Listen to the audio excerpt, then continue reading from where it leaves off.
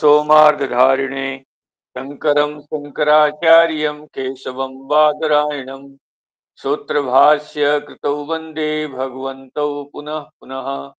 ईश्वरो गुरुरात्मेति मूर्तिभेदविभागिने व्योमवद्व्याप्तदेहाय दक्षिणामूर्तये नमः। ओम शांति शांति शांति। कल स्वामी जी। हाँ जी, ये जो स्वयं देवदत्त और तत्वमसी आदि ये जो वाक्य है वो संसर्ग अनवगाही का कैसे हुआ, मतलब ज्ञान? देखो, इसी को हमने कल छोड़ दिया था। स्वयं देवदत्त दो स्थल पर आता है। एक तो आप आंख से देखते हैं, ठीक है, पहले कहीं देवदत्त को देखा है और आपके सामने वो व्यक्ति आया देवदत्त, तो आंख से आपसे देखा, आपसे किसी ने कुछ नहीं कहा, वहां पर आप आंख से देख रहे, ये देवदत्त है, ठीक।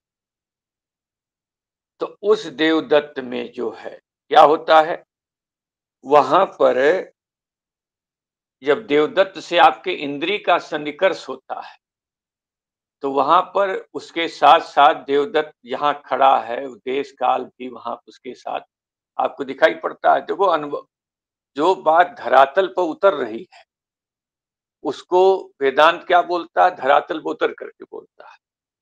आप किसी पदार्थ को देखेंगे, मैंने आपको देखा तो क्या कहता हूं कि भाई ये डॉक्टर साहब, वही डॉक्टर साहब हैं या वही स्वामी जी हैं। तो सामने जो है व्यक्ति जिसको हम आंख से देख रहे हैं वो भी प्रत्यक्ष हो रहा है, और जहां खड़ा है वो भी प्रत्यक्ष हो रहा है। ये सभी चीजें वहां पर दिखाई पड़ती है। किंतु जब वाक्य से कहा गया, कह देवदत्त, देवदत्त कौन है, ठीक है, तो इन्होंने शब्द से क्या कहा गया, स्वयं देवदत्त है। कहते हैं वह यही देवदत्त है। कोई व्यक्ति पहले मिला है, अब वो उसको भूल चुका है, तो क्या कहा जा रहा उसे कि देवदत्त कौन है, तो स्वयं देवदत्त, वह देवदत्त यही है। यहां शब्द से जब ज्ञान हुआ तो प्रश्न क्या था कि कह देवदत्त, देवदत्त कौन है, तो वहां पर शब्द से केवल देवदत्त मात्र का बोध होता है, क्योंकि प्रश्न और उत्तर में वैयधिकरण नहीं आ जाए। प्रश्न पूछा गाय कितना दूध देती है, उत्तर दे रहा है कि भैंस दूध कितना देती है। तो भिन्न पूछा कुछ और उत्तर दिया कुछ।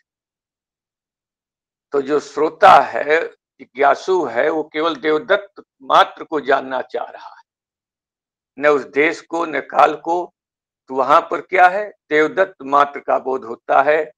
कस चंद्र, चंद्रमा कौन है, तो प्रकाश से विशिष्ट चंद्रमा है या कुछ नहीं, ये सब नहीं है, उसे केवल चंद्र मात्र का बोध कराना है। प्रकृष्ट प्रकाश चंद्र, तो वहां पर क्या बोध कराया जा रहा है, केवल चंद्र मात्र का बोध कराया जा रहा है। चंद्रमा शीतल है, चंद्रमा जो है आपके छायादार है, या चंद्रमा में प्रकाश है, ये सब कोई बोध नहीं। क्यों, उसने प्रश्न ही नहीं पूछा है, उसने केवल यही पूछा है कस चंद्र, चंद्रमा कौन है। तो वहां पर चंद्र मात्र का बोध होता है, वहां कोई विशेषण विशेष इत्यादि का बोध नहीं कराया जाता है। कहते हैं यहां पर जब केवल शुद्ध मात्र का जब बोध होता है तब उसे अखंडार्थ का बोध होता है। तो दोनों में अंतर है। यहां शब्द से ज्ञान हो रहा है, उस स्थल को लिया गया है वाक्य जन्य ज्ञान है, वहां पर शुद्ध देवदत्त का बोध होता है। तत्वमसि इस महावाक्य से किसका बोध होता है, शुद्ध ब्रह्म का बोध होता है, अखंडार्थ का बोध होता है। यहाँ कोई विशिष्ट का बोध नहीं कराया जाता है। जो ब्रह्म है वो तुम ही हो, अहम ब्रह्मास्मि, यहाँ पर क्या है, शुद्ध ब्रह्म मात्र का बोध कराया गया है, ये यहाँ पर है। तो वाक्य से जन्य ज्ञान भी क्या बोध करता है। अब आगे प्रसंग चलेगा कि शब्द ज्ञान शाब्द ज्ञान को कैसे आप अपरोक्ष ज्ञान का हेतु मान रहे हैं। शाब्द ज्ञान भी अप्रोक्ष या अप्रोक्ष होता है, इसका विचार आगे आएगा। तो उस स्थल को पकड़िएगा, तो नहीं तो अगर विशिष्ट का बोध कराया गया तो प्रश्न हुआ देवदत्त के विषय में, और आपने विशिष्ट का बोध कराया तो प्रश्न उत्तर में वैयाधिकरण आता है।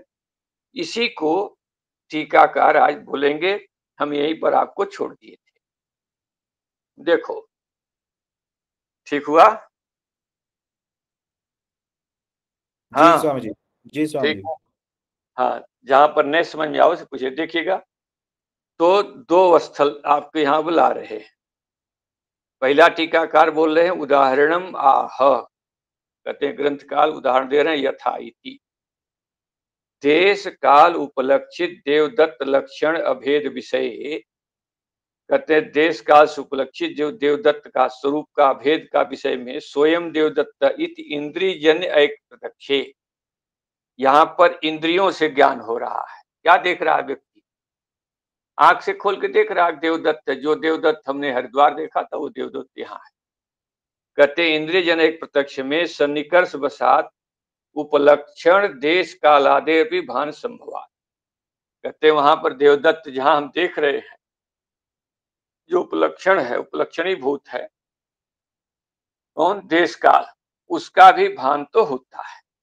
तो जब उसका भान हो जाएगा तो ज्ञान कैसे हो जाएगा? विशिष्ट वैशिष्ट होगा ही ज्ञान।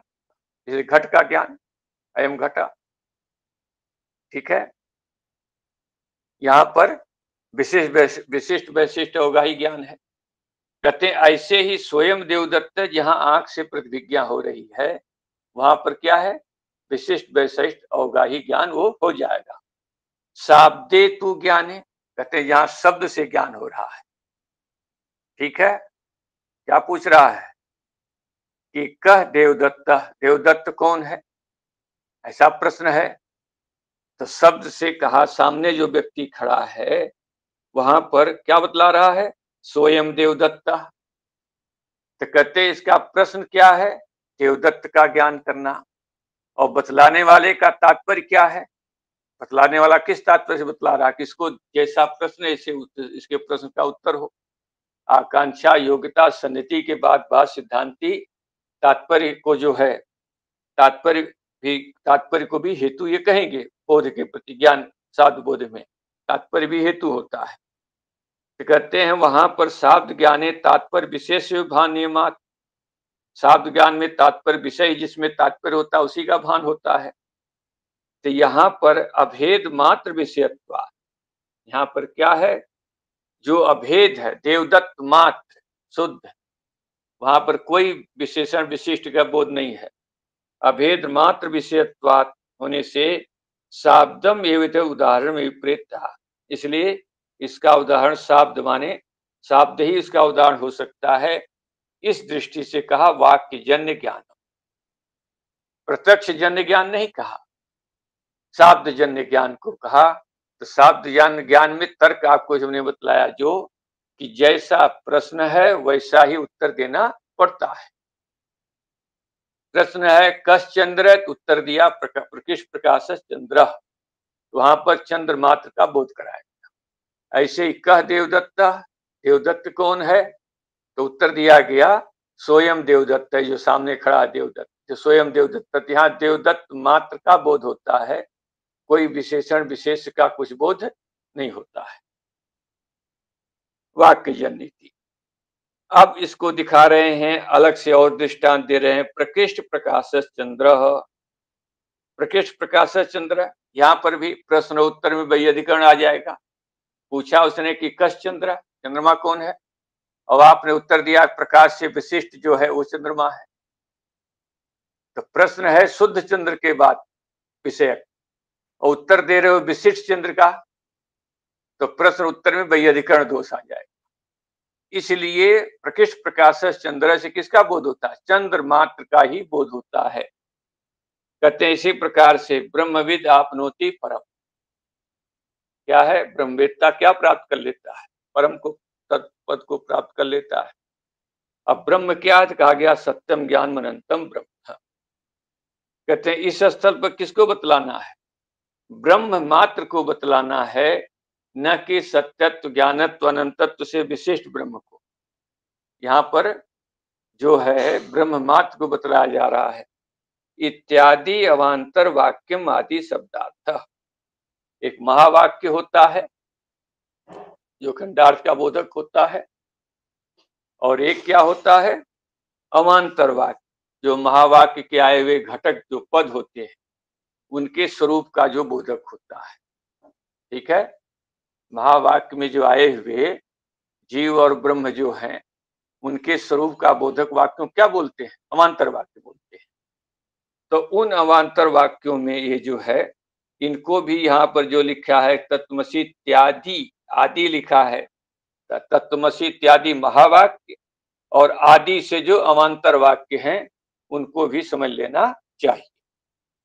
अब सिद्धांती ने ये कहा कि शब्द से भी क्या होता है, अपरोक्ष ज्ञान होता है। शब्द से अपरोक्ष ज्ञान होता है, ये नैयायिक को मान्य नहीं। नैयायिक कहता है शब्द से परोक्ष ज्ञान ही होता है, अनुमान से परोक्ष ज्ञान, शब्द से परोक्ष ज्ञान, इनसे क्या है, परोक्ष ज्ञान ही होता है। तो कहते हैं इसका जो है लेकर के विचार अब शुरू हो रहा है कि शब्द से परोक्ष ज्ञान कब होता है, कैसे होता है, और शब्द से अपरोक्ष ज्ञान कब होता है, कैसे होता है, इन दोनों बातों को बतलाया जाएगा। ननु निर्विकल्पक प्रत्यक्षम लक्ष्ययित्वा वाक्यजन्य ज्ञानस्य तल्लक्ष्यत्व विधानम अत्यंत संगतम इतिहासेन संकते। कहते हैं आपने निर्विकल्पक प्रत्यक्ष का जो लक्षण बतलाने के लक्ष्ययित्वा, उसको लक्ष्य करके वाक्यजन्य ज्ञान को तल्लक्ष्यत्व विधानम, वाक्यजन्य ज्ञान को निर्विकल्पक का लक्ष्य रूप से जो अभिधान कथन किया है वो अत्यंत असंगत है, क्योंकि आप बतलाना जा रहे हो प्रत्यक्ष ज्ञान और शुरू कर दिया शाब्द ज्ञान के विषय में। इसी को कह रहे मूल में देखो, ननु शाब्दम इदम ज्ञानम न प्रत्यक्षम इंद्रिय जन्यत्वात् इति चेत। कहते हैं जो शाब्द ज्ञान होता है, ये जो इदम ज्ञानम, कौन ज्ञान जो है, सेवम देवदत्त, तत्वमसि इत्यादि जो ज्ञान है, कहते हैं तो शाब्द ज्ञान है। ठीक है, वाक्यजन्य ज्ञान होने से कैसे है, शाब्द ज्ञान है। और प्रत्यक्ष ये नहीं, प्रत्यक्ष नहीं मान सकते हो, क्योंकि प्रत्यक्ष क्या होता है, इंद्रिय से जन्य होता है, और ये तो इंद्रिय से जन्य है ही नहीं, अतः इसको प्रत्यक्ष नहीं कर सकते हैं, माने इसका परोक्ष ज्ञान नहीं हो सकता है, तो शाब्द ज्ञान।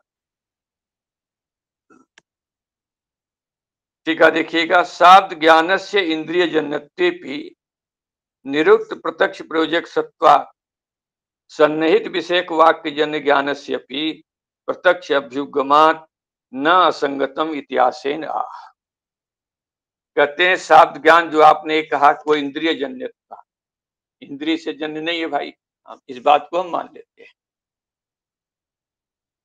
कहते हैं शाब्द ज्ञान जो है इंद्रिय से जन्य न होने पर, इंद्रिय जन्यत्वे भी, इंद्रिय से जन्य न होने पर भी जो निरुक्त, जो पीछे कहा गया प्रत्यक्ष का लक्षण, प्रमाण अवच्छिन्न चेतन और विषय अवच्छिन्न चेतन का भेद, कहते हैं निरुक्त जो प्रत्यक्षत्व का प्रयोजक यहाँ पर है, कैसे है, कहते सन्निहित विषयक वाक्य जन्य ज्ञान से भी, कहते हैं सन्निहित विषयक जो वाक्य होता है, ये शाब्दे देवदत्त दशमत त्वमसि, इसमें विशेष दृष्टांत क्या देते हैं, दशमत त्वमसि, दशमा तू ही है, तो शब्द से ज्ञान से अपरोक्ष होता है।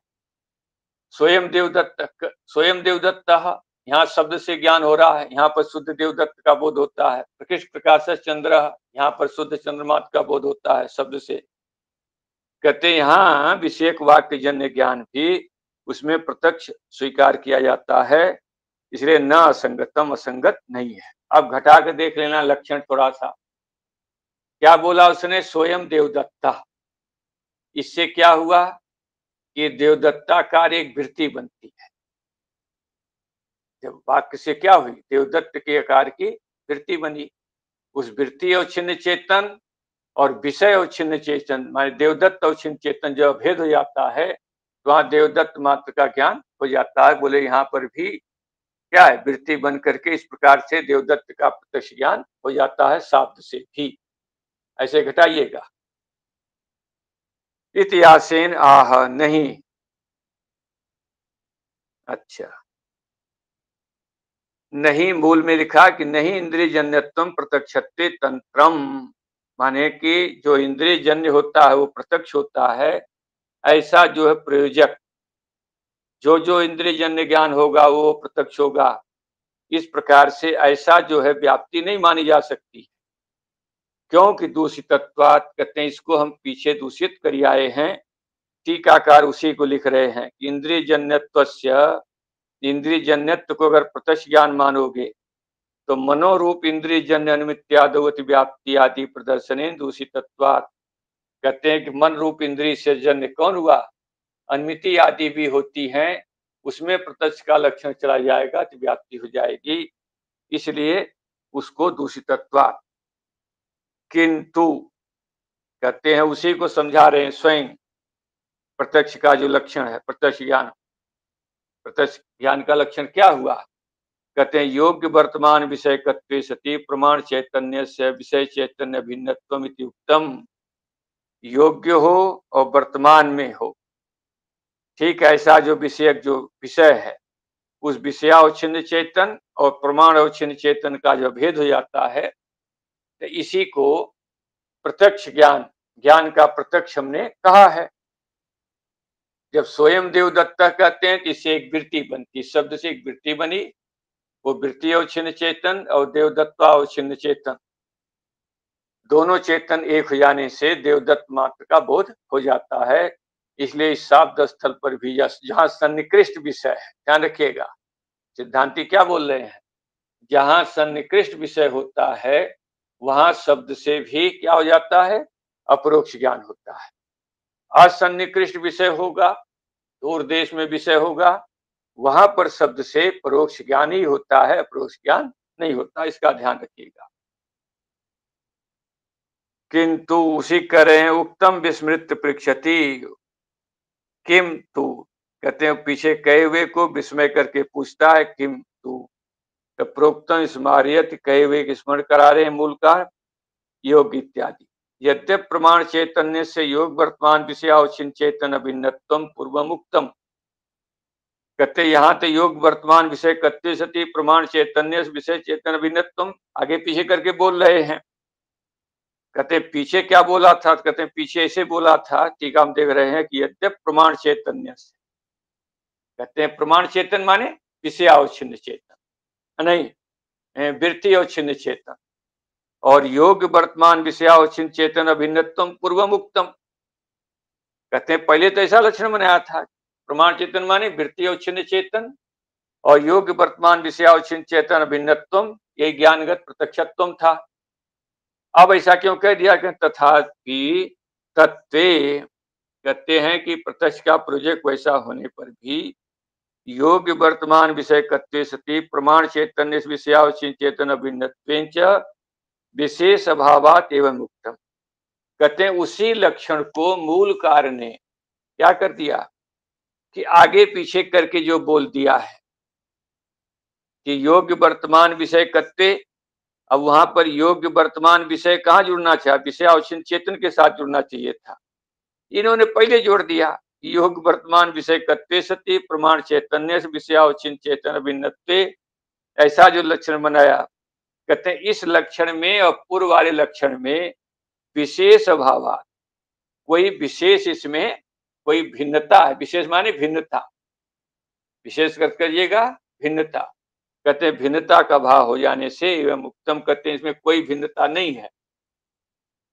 जो पीछे लक्षण कहा गया है वही उसी के अर्थ में लक्षण है, कोई इन दोनों में भेद नहीं है।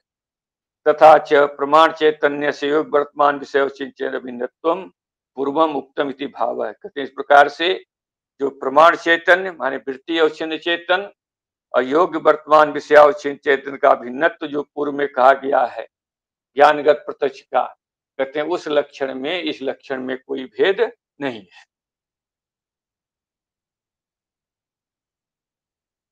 अब समझा रहे हैं कि स्वयं देवदत्त से कैसे अपरोक्ष ज्ञान होता है, इसको समझाने जा रहे हैं।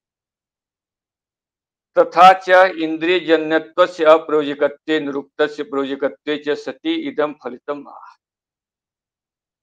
कहते हैं कि यहाँ पर इंद्रियजन्यत्व जो है, जो इंद्रिय से जन्य होता है वो प्रत्यक्ष ज्ञान होता है। ये प्रयोजक ऐसा जो व्यापक भाव नहीं माना जा सकता है। अप्रयोजकत्वे निरुक्त प्रयोजकत्वे कहते हैं उसका अप्रयोजक बतला करके अब जो निरुक्त है पीछे कहा गया है प्रयोजक है। कौन प्रयोजक है? प्रमाण अवच्छिन्न चेतन माने विषयावच्छिन्न चेतन और वर्तमान नहीं, वृत्ति अवच्छिन्न चेतन और वर्तमान योग विषयावच्छिन्न चेतन अभिन्नत्व। ये जो निरुक्त प्रयोजन है, ऐसा प्रयोजक जब सिद्ध हो गया तो फलितम आह, उसका फलित दिखा रहे हैं कि स्वयं देवदत्त से कैसे, इस स्वयं देवदत्त इस वाक्य से कैसे अपरोक्ष ज्ञान होता है। माने स्वयं देवदत्त माने प्रसंग क्या चल रहा है कि स्वयं देवदत्ता एक आंख से देख रहा है, वो एक स्थल अलग है, और एक शब्द से कहा जा रहा है स्वयं देवदत्ता। कहते जहां शब्द से स्वयं देवदत्ता कहा गया है वहां अध्याहार करिएगा कह देवदत्ता। देवदत्त कौन है, एक प्रश्न का उत्थापन करिए। तो आप्त पुरुष ने कहा स्वयं देवदत्ता। कहते यही जो देखा था वही ये देवदत्त है। तो वहां देवदत्त के विषय में प्रश्न है, स्वयं देवदत्ता, जो स्वयं देवदत्ता, या ऐसा करिए अर्थ को और घुमाना हो तो कह देवदत्ता। तो किसी ने केवल सुना है देवदत्त के विषय में कि देवदत्त नाम का व्यक्ति हरिद्वार में रहता है। अब वो किसी जगह आया है तो आप्त पुरुष से पूछा कह देवदत्ता। देवदत्त कौन? उन्होंने कहा स्वयं देवदत्ता जो हमारे सामने खड़ा है, माने यही देवदत्त है। तो प्रश्न है देवदत्त के, शुद्ध देवदत्त के विषय में, और उत्तर भी मिला शुद्ध देवदत्त का ही बोधक होगा, क्योंकि तात्पर्य किसमें है बतलाने का वक्ता का? देवदत्त मात्र को। तो कहते हैं वहां कैसे अपरोक्ष ज्ञान कैसे होता है, तो इसको समझा रहे। तथा च स्वयं देवदत्त इति वाक्य जन ज्ञानस्य सन्निकृष्ट विषयतया वही निश्चित अंतःकरण वृत्ति अभ्युगमेन। कहते हैं जब स्वयं देवदत्त से वाक्य जन ज्ञान से सन्निकृष्ट विषयक जो है, विषय होने से बाहर उससे जो निश्चित अंतःकरण की वृत्ति स्वीकार करते हैं, और देवदत्ता अवच्छिन्न चेतन ऐसा स्वीकार करके देवदत्त अवच्छिन्न चेतन और वृत्ति अवच्छिन्न चेतन यो अभेदेन है। देवदत्त अवच्छिन्न चेतन माने विषय अवच्छिन्न चेतन और प्रमाण अवच्छिन्न चेतन का अभेद हो जाने से स्वयं देवदत्त इति वाक्य जन ज्ञान से प्रत्यक्षत्वम। स्वयं देवदत्त इस वाक्य से जन ज्ञान के क्या हो जाता है, उस व्यक्ति को प्रत्यक्ष हो जाता है, अपरोक्ष ज्ञान हो जाता है। अर्थात शब्द से भी अपरोक्ष ज्ञान होता है। ये आपने तर्क संग्रह से अलग आपने यहां पर सुना है। इसी को दशमत्वम इत्यादि, दशमत्वमसि इत्यादि शब्द स्थल पर भी आप घटा सकते हैं। टीकाकार देखें, ननु एवं लौकिक उदाहरण संभवे।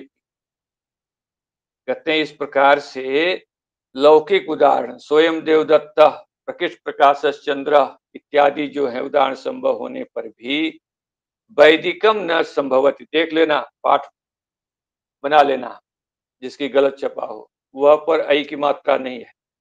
वैदिक उदाहरण इसमें संभव नहीं। क्यों? कि विज्ञातारम अरे केन विजानीयात, जो विज्ञाता है उसको किसके द्वारा जा सकता है? जो सबका प्रकाशक है उसको कौन प्रकाशित कर सकता है, उसको कौन जान सकता है? इत्यादि श्रुत्या, श्रुति के द्वारा प्रमातु विषयत्व निराशात। कहते हैं वो तो जो है तत्व जो है प्रमाता का विषय नहीं सकता है।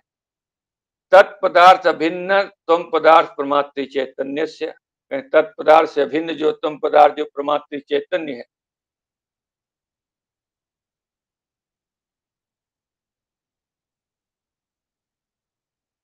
हाँ, प्रमातु विषयत्व निराशात के यहाँ पर लिखिएगा। प्रमातु का मतलब कि जो यहाँ प्रमाता अवच्छिन्न चेतन, प्रमाता आगे जो व्याख्या दी जा रही है यहाँ प्रमातु माने कि इस श्रुति से कहा गया है कि जो चैतन्य है प्रमातु का, प्रमाता अवच्छिन्न चैतन्य जो है वो किसी का विषय नहीं हो सकता, उसके विषयत्व का निराश किया गया है।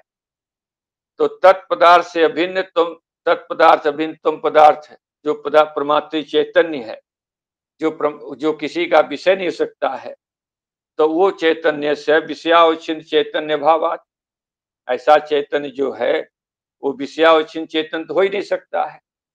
अतः निरुक्त प्रयोजकस्य सत्वात्, कहते हैं उसमें जो आपने प्रयोजक बताया वृत्तियोच्छिन्न चेतन विषयावच्छिन्न चेतन, वो अभेद होता है, तब जाकर के ज्ञान का प्रत्यक्ष होता है। कहते वहां प्रयोजक ही नहीं मिल रहा है तो वहां पे लक्षण तो जाएगा नहीं। इतिहासं फिर से समझो इसको, पूर्व पक्षी श्रुति का आश्रय ले रहा है, यद तद अदृश्यम अग्राह्यम, कहते हैं वो तो अदृश्य पदार्थ है।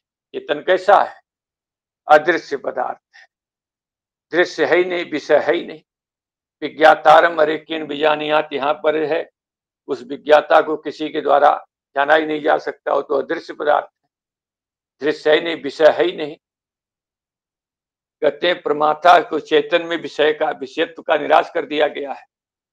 तो तुम जो लक्षण बनाए हो कि तत्पदार्थ से अभिन्न तुम पदार्थ रूप जो अभिन्न परमात्मा चैतन्य है, वो उसको विषयावच्छिन्न चेतन तो बोल ही नहीं सकते हो, क्योंकि वो किसी का विषय बनता ही नहीं है। अतः जो आपका प्रत्यक्ष ज्ञानगत प्रत्यक्ष का प्रयोजक है, प्रमाण अवच्छिन्न चेतन और विषयावच्छिन्न चेतन, यहाँ विषयावच्छिन्न चेतन हो ही नहीं रहा है, विषय होता नहीं है वो। तो प्रमाण अवच्छिन्न चेतन विषयावच्छिन्न चेतन अभेद रूप जो ज्ञानगत प्रत्यक्ष है, उसमें वो लक्षण जा ही नहीं सकता है। इस आशंका आह कहते एवं, बोल देखो, एवं तत्वमसि इत्यादि वाक्य जन्य ज्ञान से भी, कहते हैं तत्वमसि इत्यादि वाक्य जन्य ज्ञान भी, इससे क्या होता है, इस महावाक्य से जन्य ज्ञान का भी अपरोक्ष ज्ञान होता है। इससे यहाँ पर भी शब्द से क्या ज्ञान हो रहा है? अपरोक्ष ज्ञान होता है, न कि परोक्ष ज्ञान। तत्र प्रमातुरेव विषयतया, यहाँ प्रमातुरेव पर टिप्पणी हमने लिख रखी है, प्रमातृत्व उपलक्षित स्वरूप चैतन्य सेवा। ये ध्यान रखिएगा, आप लोग सुन ही रहे हैं, पाठ टेप हो रहा है। तो प्रमातुरेव पर टिप्पणी है, प्रमातृत्व से उपलक्षित जो स्वरूप चैतन्य, कहते हैं जो स्वरूप चैतन्य विषयतया, वो चेतन विषय होने से तद उभय भेदस्य, कहते हैं तद उभय भेदस पर टिप्पणी क्या है? स्वरूपाकार वृत्ति और छिन्न चैतन्य और स्वरूप चैतन्य यो हो अभेदस्य, ऐसा अर्थ है वहां पर। टिप्पणी जो हमने ये लिखी है, टिप्पणियां जो लिखी है कैलाश आश्रम के पुस्तकालय में किसी महापुरुष की पढ़ी हुई पुस्तक थी, वहां पूर्वाचार्यों ने किसी महापुरुष को पढ़ाया होगा, या किसी महापुरुष की पुस्तक होगी, उसमें टिप्पणियां लिखी हुई थी, बड़ी अच्छी टिप्पणियां थी। तो जो स्वरूपाकार वृत्ति और छिन्न चेतन है, ठीक, और स्वरूप चेतन, दोनों का भेद हो जाने से वहां पर भी प्रत्यक्ष ज्ञानगत प्रत्यक्ष का लक्षण चला जाता है। तुम तैयारी समझ में कि नहीं? ये प्रमाता को, हाँ समझाइए। ठीक है, चलो तो ठीक है। देखो, तत्वमसि इत्यादि वाक्य जन ज्ञान से अपि, तत्वमसि इत्यादि महावाक्य से जन ज्ञान भी सन्निकृष्ट तत्व पद लक्ष्य विषयतया, संग्रिष्ट में तत्व और त्वम पद से लक्षित जो विषय है स्वरूप चेतन, और उक्त वाक्य जन अंतःकरण वृत्ति, उस वाक्य से उत्पन्न हुई जो अंतःकरण वृत्ति है प्रमाण अवच्छिन्न चेतन, जो वृत्ति अभ्युगमेन है, लक्ष्य चैतन्य से वृत्ति अवच्छिन्न चैतन्य से भेदेन, कहते हैं जो लक्ष्य चेतन माने स्वरूप चेतन और वृत्ति अवच्छिन्न चेतन का अभेद हो जाने से प्रत्यक्षत्व इत्यर्थ, वहां पर प्रत्यक्ष हो जाता है।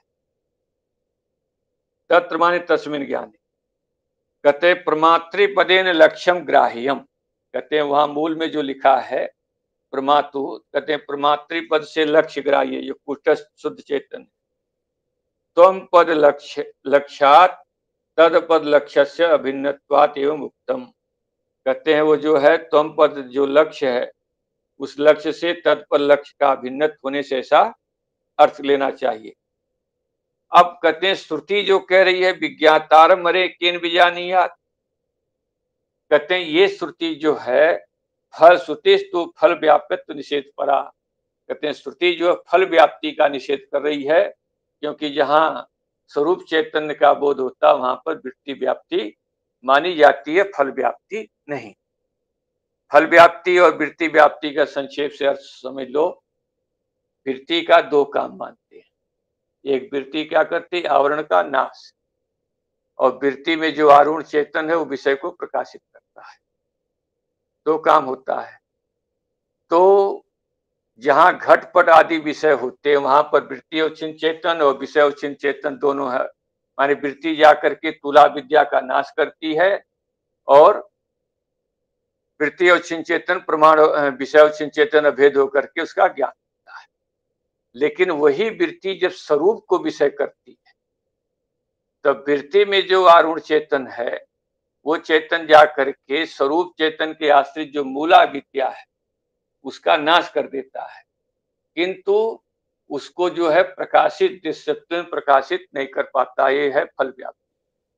तो वहां पर श्रुति जो है वृत्ति व्याप्ति का निषेध कर रही है, उसको दृश्य रूप से नहीं जाना जा सकता। विज्ञातारम मरे केन विजानीयात, इस वाक्य से ये कहा गया है। अगला पृष्ठ देखें, अनुमान है ननु सोयम देवदत्त इत्यादि वाक्यजन्य ज्ञानम, यहां तक पक्ष है जो हमने उस दिन बताया था तर्क संग्रह में। विद्यार्थी को तुरंत जो है पक्ष क्या है, साध्य क्या है और हेतु क्या है और दृष्टांत क्या है और सपक्ष क्या है विपक्ष क्या है, इतना तुरंत बुद्धि में आना चाहिए। इतना आ जाने के बाद सपक्ष में क्या है, अन्वय व्याप्ति मिल जाती, हेतु और है, और विपक्ष में क्या है, व्यतिरेक व्याप्ति मिलती है, ये है। तो ये सब मिल जाने से, जब व्याप्ति मिल जाती है तो पक्ष पर हेतु रहने से पक्ष धर्मता मिल जाती है, व्याप्ति विशेष पक्ष धर्मता हो जाने से परामर्श की सिद्धि और परामर्श के हो जाने से अनुमिति का ज्ञान हो जाता है, अनुमिति ज्ञान हो जाता है। तो हमेशा जो है निशान लगा कर रखा जाता है कि स्वयं देवदत्त इत्यादि वाक्य जन्यम ज्ञानम, यहां तक है पक्ष। शिव देवदत्त इत्यादि से वाक्य जन जो ज्ञान माने देवदत्त का जो ज्ञान है, साध्य क्या है, संसर्गावगाही, संसर्गावगाहित ज्ञान है। देखो वो एक बंगालियों की भाषा होती है अनुमान के विषय में, जो बंगालियों में या नैयायिकों की भाषा कह लें कि मान वान बरजिए तो लगाकर गरजिए। जहां पर साध्य में मान या वान लिखा हो उस मान वान को छोड़ दो, शेष को साध्य पकड़ो, और जहां साध्य में मान वान नहीं लिखा हो वहां पर तो जोड़। ठीक है, जैसे परतो वन्ही मान, ठीक है, वाई शीत स्पर्शवान, यहां पर शीत स्पर्शवान में वान छोड़ दो सीता, परतो वन्ही मान में मान छोड़ दो वन्ही, वन्ही साध्य। और जहां पर नहीं ऐसा लिखा है, ठीक है, वहां पर त्व लगा देते हैं। जैसे यहाँ पर संसर्गावगाही, यहाँ साध्य क्या हो जाएगा, संसर्गावगाहित्व, ठीक है। तो संसर्गावगाही त्व साध्य है, हेतु क्या है, वाक्यजन्य ज्ञानत्वात्, वाक्यजन्य ज्ञानत्व हेतु है। काम आने इति वाक्यजन्य ज्ञानवत, काम आने इस वाक्य से जन्य ज्ञान के जैसे। तो इस अनुमान से क्या सिद्ध कर रहा पूर्व पक्षी कि गाम आने ये वाक्यजन्य ज्ञान है, इसमें वाक्यजन्य ज्ञान है तो वाक्यजन्य ज्ञान में वाक्यजन्य ज्ञानत्व रहेगा, हेतु गया। और गाम आने जो वाक्य है यहां पर कैसा है, ये संसर्ग का अवगाही है। ये ज्ञान कैसा है, इसमें विशेषण विशेष क्रिया सब जुड़े हुए हैं, सबका संसर्ग भाषित हो रहा है। तो इसमें संसर्ग का होगा, इसमें कोई सिद्धांति भी मानेंगे कि गाम आने में क्या है कि यहाँ पर संसर्ग है, ठीक ने, संसर्गावगाही ज्ञान है ये। तो इसलिए दृष्टांत में हेतु और साध्य पक्ष में क्या है कि आपके वाक्य जन ज्ञानत्व रहेगा ही, क्योंकि वाक्य जन ज्ञान, उसमें वाक्य जन ज्ञानत्व है।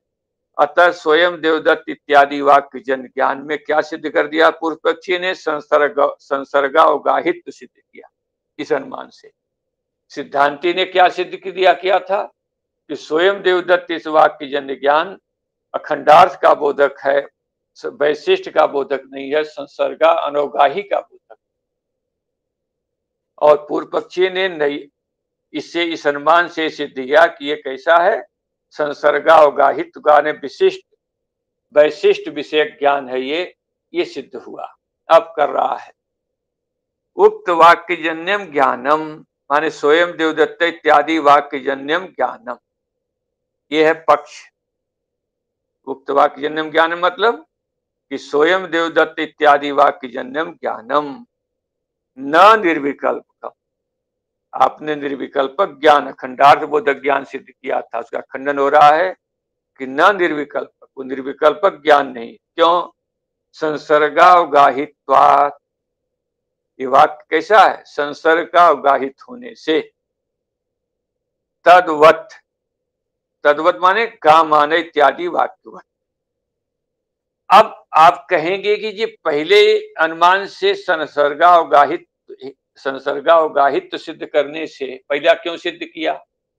अगर पहले अनुमान से संसर्गावगाहित नहीं सिद्ध करते तो ये सिद्धांति तुरंत दोष क्या देते कि पक्ष पर हेतु नहीं रहता है, स्वरूपा सिद्धि दोष दे दी।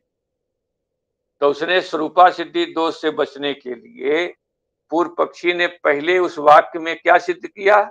संसर्गावगाहित सिद्ध किया। अब जब संसर्गावगाहित सिद्ध हो गया तो उसी संसर्गावगाहित हेतु को बना करके तत्वमसी वाक्य में क्या सिद्ध कर दे रहा है कि वो निर्विकल्पकत्व का अभाव सिद्ध कर रहा, अर्थात सविकल्पकत्व सिद्ध हो जाए।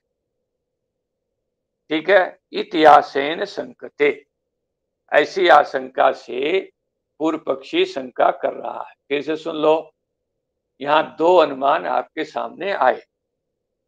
पहले अनुमान से पूर्व पक्षी ने वाक्यजन्य ज्ञानत्व को हेतु बना करके स्वयं देवदत्त इस वाक्यजन्य ज्ञान में संसर्गावगाहित्व सिद्ध किया। अब संसर्गावगाहित्व को हेतु बना करके उक्त जो स्वयं देवदत्त इत्यादि वाक्यजन्य ज्ञान में क्या सिद्ध कर रहा है? निर्विकल्पकत्व का भाव, अर्थात सविकल्पकत्व सिद्ध कर दिया। सिद्धांति जो पीछे कह रहे थे कि वाक्य कैसा है? निर्विकल्पक है, उसका खंडन कर दिया। इतिहासेन संकते, मूल में देखिएगा, ननु वाक्यजन्य ज्ञान से पदार्थ संसर्ग अवगाहित गया। कहते हैं वाक्यजन्य जो भी ज्ञान होता है सब पदार्थों के संसर्ग को विषय करता है। माने गाम आने में काम पद का जो अर्थ है और आनंद क्रिया का अर्थ है, दोनों पदार्थों का जो संसर्ग है, यही क्या वाक्यजन्य ज्ञान होता है। दो पदार्थों का जो संसर्ग है, ध्यान रखिएगा, पदार्थों के संसर्ग को ही क्या बोलते हैं? वाक्यजन्य ज्ञान, वाक्यार्थ बोलते हैं। तो गाम आने में भी जो है काम पदार्थ का जो अर्थ है और आनयन पदार्थ का जो अर्थ है, इन दोनों पदार्थों का जो संसर्ग वही क्या है? वाक्यजन्य वाक्यार्थ है। कहते हैं यहाँ संसर्ग तो विशिष्ट का बोधन हो रहा है। तो वाक्यजन्य ज्ञान पदार्थों के संसर्ग का अवगाहित होने से कथम निर्विकल्पकत्वम, निर्विकल्पक कैसे आप कह सकते हो? अर्थात निर्विकल्पक हो ही नहीं सकता है। उच्यते, सिद्धांति उत्तर दे रहे हैं, वाक्यजन्य ज्ञान विषयत्व ही न पदार्थ संसर्गत्वम तंत्रम। कहते हैं वाक्यजन्य ज्ञान के विषय में पदार्थ का संसर्ग जो है, जो पदार्थ का संसर्ग होगा वही वाक्यजन्य ज्ञान होगा, ऐसी व्याप्ति आप नहीं बना सकते, ऐसा हेतु आप नहीं दे सकते हो। क्योंकि बहुत से जगह ऐसा होता है कि पदार्थों का जो संसर्ग है वो नहीं लिया जाता है, बल्कि अन्य ही अर्थ लिया जाता है जिसमें वक्ता का तात्पर्य होता है। ठीक है, देखो, भवेत एवं यदि वाक्यजन्य ज्ञान विषयत्वे पदार्थ संसर्गत्वम तंत्रम भवेत। कहते हैं एवं भवेत एवं, कहते हैं आप जैसा कह रहे हो वो हम बात यदि मान लेते, कब मान लेते कि यदि वाक्य जन ज्ञान का जो विषय होता उसमें पदार्थ संसर्गत्व जो है प्रयोजक बनता। ठीक है, प्रयोजक बनता कि जहां जहां वाक्य जन ज्ञान होता वहां वहां पदार्थों का संसर्ग भाषित होता है। लेकिन न तो तथा, कहते ऐसा तो है नहीं नियम, ऐसा नियम तो नहीं है, न तथा।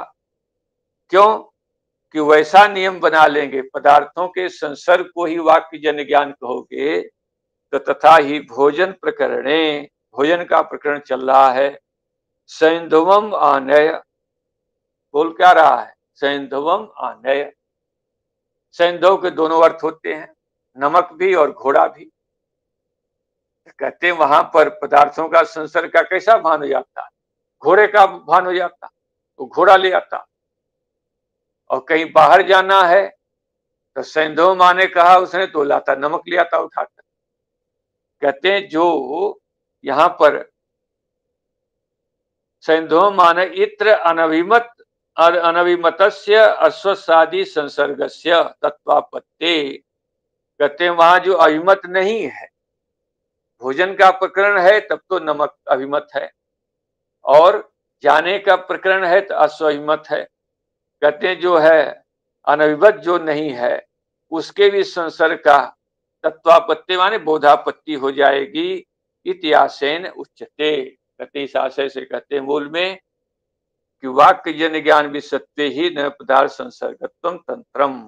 वाक्य जन ज्ञान में का विषय जहां होता है वो पदार्थ में संसर्ग वहां होता है, माने जहां जहां वाक्य जन ज्ञान होगा वहां वहां पदार्थों का संसर्ग भाषित होगा, ऐसा कोई नियम नहीं है। क्यों, अनभिमत संसर्गस्यपि, जो अभिमत संसर्ग नहीं है, जिन पदार्थों का संसर्ग हमें अभिमत नहीं है, सैंधव माने यहाँ पर क्या है कि हमें नमक चाहिए, वहां घोड़ा लाना अर्थ अभिमत नहीं है। अगर पदार्थों के संसर्ग कोई हेतु मानोगे तो वहां पदार्थ का दोनों अर्थ होता है, तो दोनों पदार्थ हो लाएगा। तो जो अभिमत नहीं वो भी उस पदार्थ का संसर्ग भी वहां पर वाक्य जन ज्ञान के विषय की आपत्ति होगी। तो कहते हैं फिर क्या है वहां पर, किंतु तात्पर्य विषयस्य, वाक्य जन ज्ञान में वाक्य जन ज्ञान का विषय कौन बनता है, जिसमें तात्पर्य का विषय, वक्ता के तात्पर्य का विषय जो होता है वही वाक्य जन ज्ञान का विषय बनता है। आकांक्षा, योग्यता, सन्निधि और तात्पर्य ज्ञान, कहते हैं ये तात्पर्य जिसमें है वही जो है क्या होता है, वाक्य जन ज्ञान का विषय बनता है। वो तात्पर्य संसर्ग को बतलाने में हो, असंसर्ग को बतलाने में हो, ये हमारा कोई कहने का आदर नहीं। वक्ता का जो भावना है उसी बात को, जिसमें तात्पर्य विषय है वक्ता का, वो चाहे संसर्ग को बतलाने में विषय है तो संसर्ग बतलाएगा, और संसर्ग नहीं बतलाने में तात्पर्य तो संसर्ग का नहीं, फिर विकल्पक ज्ञान कराएगा। ठीक है, देखिएगा,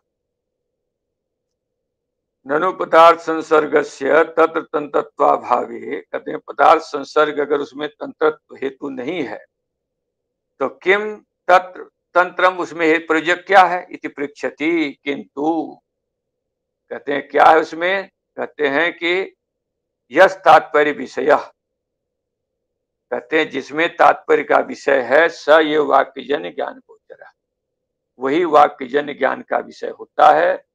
और वो चाहे संसर्ग हो चाहे संसर्ग हो, उसको चाहे संसर्ग, अगर तात्पर्य संसर्ग बतलाने में है तो संसर्ग बतलाएगा, और असंसर्ग बतलाने में संसर्ग बतलाएगा।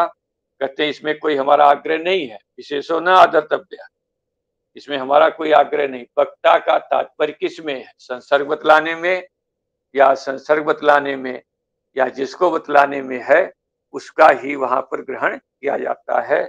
ये इसका फलितार्थ आपके सामने हुआ है।